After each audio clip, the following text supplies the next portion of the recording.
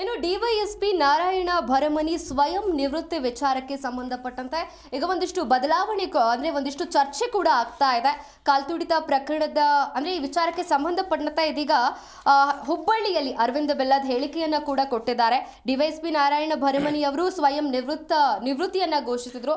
ಇದೇ ವಿಚಾರಕ್ಕೆ ಸಂಬಂಧಪಟ್ಟಂತೆ ಹುಬ್ಬಳ್ಳಿಯಲ್ಲಿ ಅರವಿಂದ ಬೆಲ್ಲದ್ ಅವರು ಒಂದು ಹೇಳಿಕೆಯನ್ನ ನೀಡಿರುವಂತದ್ದು. ಅರವಿಂದ್ ಬೆಲ್ಲದ್ ಏನ್ ಹೇಳಿದ್ರು ಎನ್ನುವಂತ ವಿಚಾರಕ್ಕೆ ಮುಂಚಿತವಾಗಿ ನೋಡ್ತಾ ಹೋಗೋದಾದ್ರೆ ನಾರಾಯಣ್ ಭರಮನಿ ಅವರು ಯಾಕೆ ಈ ನಿರ್ಧಾರಕ್ಕೆ ಬಂದ್ರು ಅದನ್ನು ಕೂಡ ವೆರಿ ಕ್ಲಿಯರ್ ಆಗಿ ನೋಡ್ತಾ ಹೋಗೋದಾದ್ರೆ, ಬೆಲೆ ಏರಿಕೆ, ಕೇಂದ್ರ ಸರ್ಕಾರದ ಬೆಲೆ ಏರಿಕೆಯನ್ನು ವಿರೋಧಿಸಿ ಇತ್ತೀಚಿನ ಕೆಲ ದಿನಗಳ ಹಿಂದೆ, ಕೆಲ ಸಮಯಗಳ ಹಿಂದೆ ಕಾಂಗ್ರೆಸ್ನವರು ಬೆಳಗಾವಿ ಜಿಲ್ಲೆಯಲ್ಲಿ ಒಂದು ದೊಡ್ಡ ಪ್ರತಿಭಟನೆಯನ್ನು ನಡೆಸ್ತಾರೆ. ಪ್ರತಿಭಟನೆ ಸಮಾವೇಶ ನಡೀತಾ ಇದ್ದಂಥ ಸಂದರ್ಭದ್ದು. ಆ ಸಂದರ್ಭದಲ್ಲಿ ಮುಖ್ಯಮಂತ್ರಿ ಸಿದ್ದರಾಮಯ್ಯ ಭಾಷಣ ಮಾಡುವಂಥ ಸಂದರ್ಭದಲ್ಲಿ ಒಂದಷ್ಟು ಗೊಂದಲಗಳು ಆಗತ್ತೆ.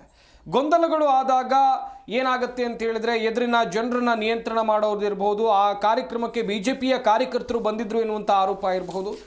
ಇದೆಲ್ಲದರಿಂದ ಸಿಟ್ಟಾದಂಥ ಮುಖ್ಯಮಂತ್ರಿ ಸಿದ್ದರಾಮಯ್ಯನವರು ಅಲ್ಲೇ ಭದ್ರತೆಗಾಗಿ ನಿಯೋಜನೆ ಮಾಡಿದಂಥ ಡಿವೈಎಸ್ಪಿ ನಾರಾಯಣ ಭರಮನಿ ಅವರನ್ನ ಕರೀತಾರೆ ವೇದಿಕೆ ಮೇಲೆ. ಯಾರೀ ಅವರು ಎಸ್ ಪಿ ಅನ್ನುವಂಥದ್ದಾಗಿ ಏಕವಚನದಲ್ಲಿ ಕರೆದು ಕೈ ಸನ್ನೆ ಮೂಲಕ ಹೊಡೆಯೋ ರೀತಿಯಲ್ಲಿ ಹೋಗ್ತಾರೆ. ದೊಡ್ಡ ಮಟ್ಟದಲ್ಲಿ ಆಕ್ರೋಶ ವ್ಯಕ್ತವಾಗಿತ್ತು. ಮುಖ್ಯಮಂತ್ರಿಗಳು ಆ ರೀತಿಯಾಗಿ ತುಂಬಿದ ವೇದಿಕೆಯಲ್ಲಿ ನಡ್ಕೊಂಡಿದ್ದು ತಪ್ಪು ಎನ್ನುವಂಥದ್ದಾಗಿ ದೊಡ್ಡ ಮಟ್ಟದಲ್ಲಿ ಖಂಡನೆ ವ್ಯಕ್ತವಾಗಿತ್ತು.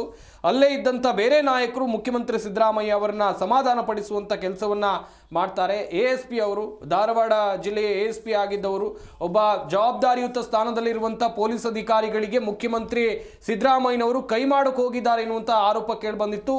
ಅವರ ಹಾವಭಾವ, ವರ್ತನೆ ಎಲ್ಲವನ್ನು ನೋಡಿದ್ರೆ ಕ್ಲಿಯರ್ ಆಗಿ ಗೊತ್ತಾಗ್ತಾ ಇತ್ತು ಸಿದ್ದರಾಮಯ್ಯನವರು ಹೊಡೆಯೋಕೆ ಹೋಗಿದ್ರು ಅಂತೇಳಿ. ಇದರಿಂದ DYSP ನಾರಾಯಣ ಭರಮನಿ ಅವರು ನೊಂದಿದ್ರು, ಅವರಿಗೆ ಮುಜುಗರ ಉಂಟಾಗಿತ್ತು ಎನ್ನುವಂಥದ್ದು ದೊಡ್ಡ ಮಟ್ಟದಲ್ಲಿ ಚರ್ಚೆ ಆಗಿತ್ತು. ಇದೇ ಕಾರಣಕ್ಕಾಗಿ ಅವರು ಸ್ವಯಂ ನಿವೃತ್ತಿಯ ನಿರ್ಧಾರಕ್ಕೂ ಬಂದಿದ್ರು ಎನ್ನುವಂಥದ್ದಾಗಿ ಒಂದಷ್ಟು ವಿಚಾರಗಳು ಗೊತ್ತಾಗಿತ್ತು. ಸದ್ಯ ಈ ಕುರಿತಂತೆ ಅರವಿಂದ್ ಬೆಲ್ಲದ್ ಅವರು ಕೂಡ ಮಾತನಾಡಿದ್ದಾರೆ. ಇನ್ನೊಂದು ಕಡೆ ಒಬ್ಬ ಮುಖ್ಯಮಂತ್ರಿಯಾಗಿ ಪೊಲೀಸ್ ಅಧಿಕಾರಿಗೆ ಈ ರೀತಿಯಾಗಿ, ಪೊಲೀಸ್ ಅಧಿಕಾರಿಯನ್ನ ಈ ರೀತಿಯಾಗಿ ನಡೆಸ್ಕೊಳ್ಳೋದು, ಪೊಲೀಸ್ ಅಧಿಕಾರಿಯ ಮೇಲೆ ಕೈ ಎತ್ತೋದು ಯಾವ ರೀತಿಯಲ್ಲಿ ಸಮ ಅನ್ನುವ ಚರ್ಚೆ ಕೂಡ ನಡೆದಿತ್ತು. ಇದನ್ನ ವಿರೋಧಿಸಿ ಒಂದಷ್ಟು ಜನ ಹೇಳಿಕೆಯನ್ನ ಕೊಟ್ಟಿದ್ರು. ಇದೀಗ ಹುಬ್ಬಳ್ಳಿಯಲ್ಲಿ ಬಿಜೆಪಿ ನಾಯಕ ಅರವಿಂದ್ ಬೆಲ್ಲದ್ ಕೂಡ ಹೇಳಿಕೆ ಕೊಟ್ಟಿರುವಂತದ್ದು. ಕಾಲ್ತುಳಿತ ಪ್ರಕರಣದಲ್ಲಿ ಸಿಎಂ ರಾಜೀನಾಮೆ ಕೊಡ್ಲಿಲ್ಲ, ಸರ್ಕಾರ ಪೊಲೀಸರ ಭದ್ರತೆಗೆ ಸಮಯ ಅವಕಾಶವನ್ನ ಕೊಡ್ಲಿಲ್ಲ, ಪೊಲೀಸ್ ಅಧಿಕಾರಿಗಳನ್ನ ಅಮಾನತು ಮಾಡಲಾಯಿತು. ಅಂದ್ರೆ ಅವರಿಗೆ ಒಂದಿಷ್ಟು ಟೈಮ್ ಕೊಡದೆ ಪೊಲೀಸ್ ಅಧಿಕಾರಿಗಳನ್ನ ಅಮಾನತು ಮಾಡಿದ್ರು. ನಾರಾಯಣರಿಗೆ ರಾಜೀನಾಮೆ ಕೊಡಬೇಡಿ ಅಂತ ಇದೀಗ, ಅಂದ್ರೆ ಇವತ್ತು ನಾರಾಯಣ್ ರವರು ರಾಜೀನಾಮೆ ಕೊಡೋದಾಗಿ ಹೇಳಿದ್ರು. ಸೊ ಹಾಗಾಗಿ ನಾರಾಯಣರಿಗೆ ರಾಜೀನಾಮೆ ಕೊಡಬೇಡಿ ಅಂತ ಸಿಎಂ ಹೇಳಿ ಅಂತ ಹುಬ್ಬಳ್ಳಿಯಲ್ಲಿ ಬಿಜೆಪಿ ನಾಯಕ ಅರವಿಂದ್ ಬೆಲ್ಲದ್ ಹೇಳಿರುವಂತದ್ದು. ಸರ್ಕಾರದಲ್ಲಿ, ಸಿದ್ದರಾಮಯ್ಯನವರ ಸರ್ಕಾರದಲ್ಲಿ ಯಾರಿಗೂ ಕೂಡ ಗೌರವಯುತವಾಗಿ ಜೀವನ ಮಾಡೋಕ್ಕೆ ಸಾಧ್ಯ ಇಲ್ಲದಂಥ ಪರಿಸ್ಥಿತಿ ಕ್ರಿಯೇಟ್ ಮಾಡಿದ್ದಾರೆ.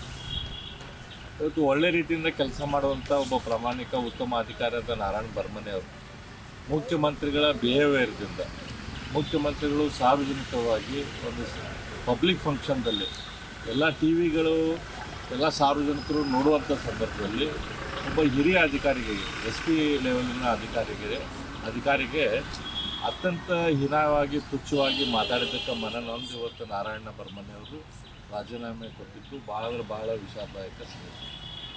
ಇದಷ್ಟೆಲ್ಲ ಈ ಸರ್ಕಾರದಲ್ಲಿ, ಈ ಸರ್ಕಾರದ ಹರಾಸ್ಮೆಂಟ್ದಿಂದ, ಈ ಮಂತ್ರಿಗಳ ಹರಾಸ್ಮೆಂಟ್ದಿಂದ ಅಧಿಕಾರಿಗಳ ಜೀವನ ಕೂಡ ಕಳ್ಕೊಂಡಿದ್ದಾರೆ. ವಾಲ್ಮೀಕಿ ನಿಗಮದ ಅಧಿಕಾರಿಯಾದ ಚಂದ್ರಶೇಖರ್ ಸುಸೈಡ್ ಮಾಡಿಕೊಂಡ್ರು. ಅದೇ ರೀತಿ ಬೆಳಗಾಂದಲ್ಲಿ ಲಕ್ಷ್ಮೀ ಹೆಬ್ಬಾಳ್ಕರ್ರ ಹೆಸರು ಬರೆದಿಟ್ಟು ಅಲ್ಲೇ ಅಧಿಕಾರಿ ಸುಸೈಡ್ ಮಾಡಿಕೊಂಡ್ರು. ಈ ರೀತಿ ಅಧಿಕಾರಿಗಳ ಸುಸೈಡ್ ಭಾಗ್ಯವನ್ನು ಕೂಡ ಈ ಸರ್ಕಾರ ಕೊಟ್ಟೈತಿ. ಇವತ್ತು ಅಧಿಕಾರಿಗಳಿಗೆ ರಾಜೀನಾಮೆ ಭಾಗ್ಯ